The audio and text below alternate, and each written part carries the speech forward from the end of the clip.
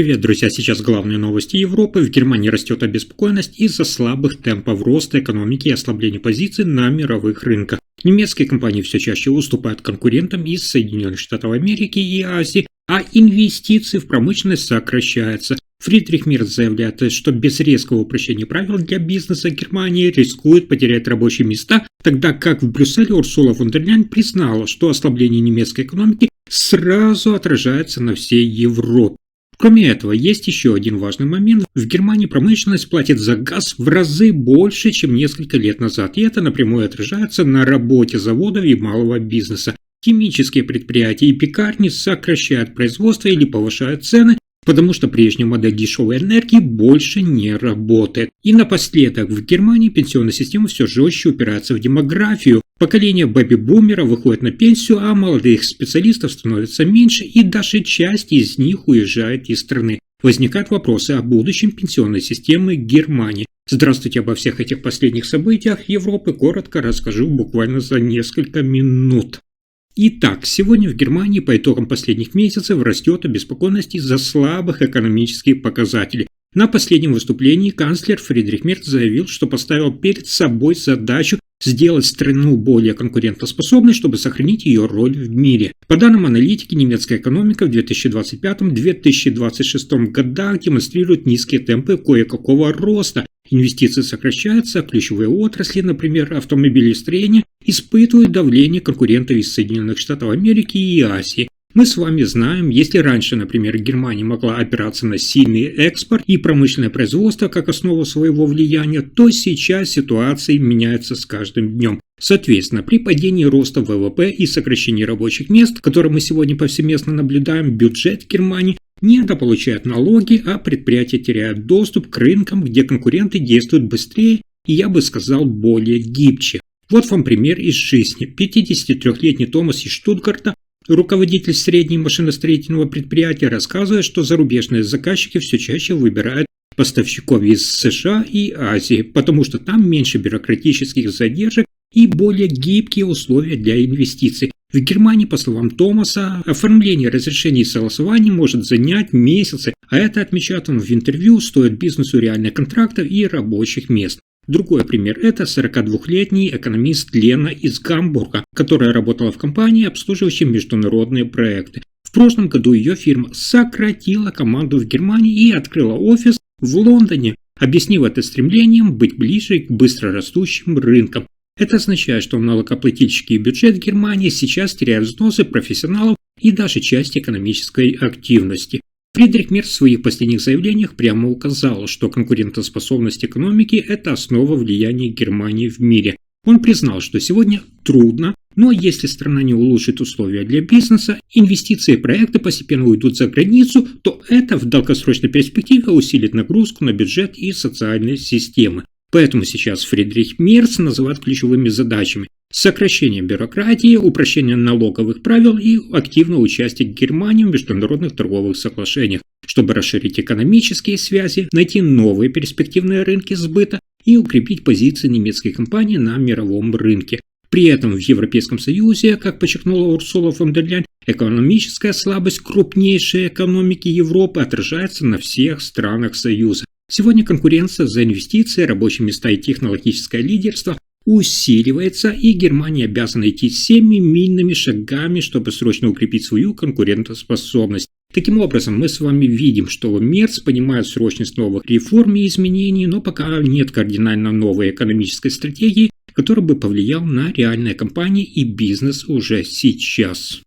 Следующая новость одна из самых важных. В последние годы Германия столкнулась с резкой переменой в газовой отрасли. Ранее дешевый газ позволял предприятиям планировать производство и удерживать низкие расходы, и, соответственно, конечная продукция была конкурентоспособной. После сокращения поставок традиционного газа страна перешла на сжиженный природный газ, СПГ, и спотовые рынки.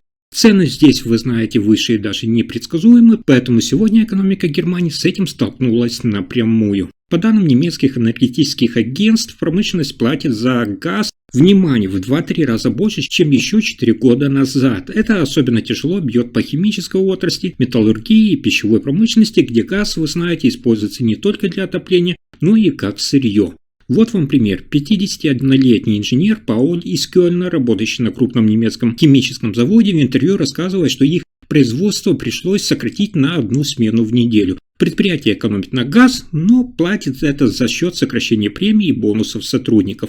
Вот такую придумали схему. Для всей Германии это означает потерю налогов и замедление роста промышленного производства. Другой пример касается малого бизнеса. Семья Кляйн из Баварии владеет обычной пекарней. С апреля 2025 года расходы на газ для выпечки выросли с 800 до 2300 евро в месяц.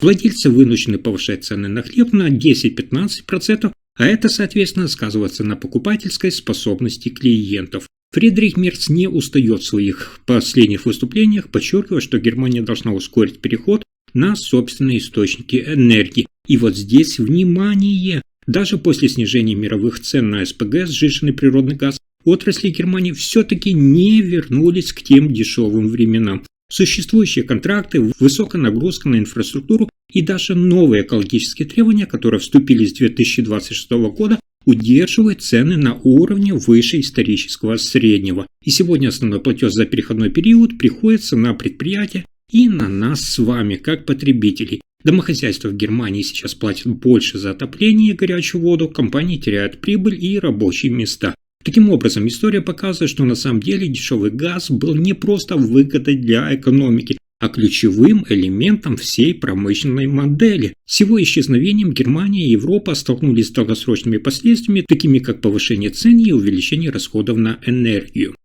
Но на этом сюрпризы дня не заканчиваются. Сейчас в Германии вопрос немецких пенсий на ближайшие 10-15 лет упирается на самом деле не в громкие какие-то заявления политиков той или иной партии, а упирается в простую арифметику. Внимание! В одном из последних видео я вам более детально приводил цифры и статистику, что по текущим данным демографии и рынка труда число людей пенсионного возраста растет быстрее, чем число работающих, которые платят взносы в пенсионную систему.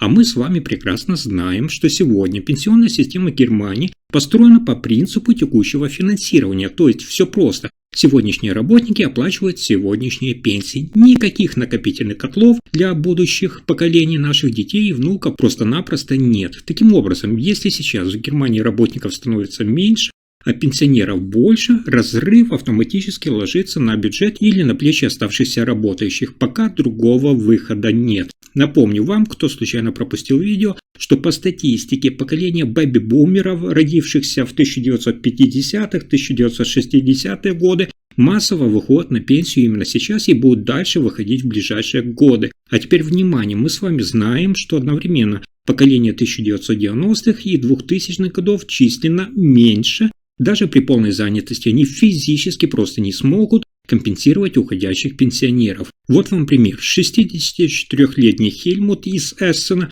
проработал 42 года на металлургическом предприятии и в прошлом году вышел на пенсию. Его пенсия выплачивается за счет взносов именно нынешних работников завода. При этом на его место приняли одного молодого специалиста вместо двух, которые работали раньше. Вы видите, что это значит, что для пенсионной системы сейчас на одного плательщика стало меньше.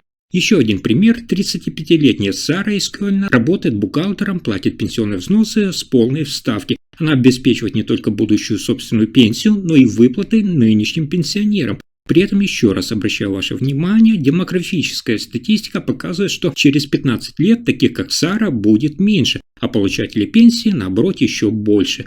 И это еще не все. Хочу выделить отдельный фактор – это отток людей трудоспособного возраста, когда молодые специалисты уезжают из Германии. А таких становится все больше, они перестают платить взносы в немецкую пенсионную систему, но мы-то с вами понимаем, что количество пенсионеров внутри страны от этого не уменьшается. Это дополнительно увеличивает несоответствие между поступлениями и выплатами. Если посмотреть на цифры бюджета, то уже сегодня пенсионные выплаты частично покрываются из федерального бюджета. Это означает, что деньги берутся из налогов, а не только из страховых взносов. И чем дальше, тем выше эта доля. Таким образом, через 10-15 лет пенсии в Германии будут финансироваться меньшим числом работающих, чем сегодня, либо взносы для работающих, то есть молодежи станут выше, либо возраст выхода на пенсию будет пересматриваться все выше и выше, либо нагрузки на бюджет еще больше увеличатся. На этом пока все. Спасибо за просмотр.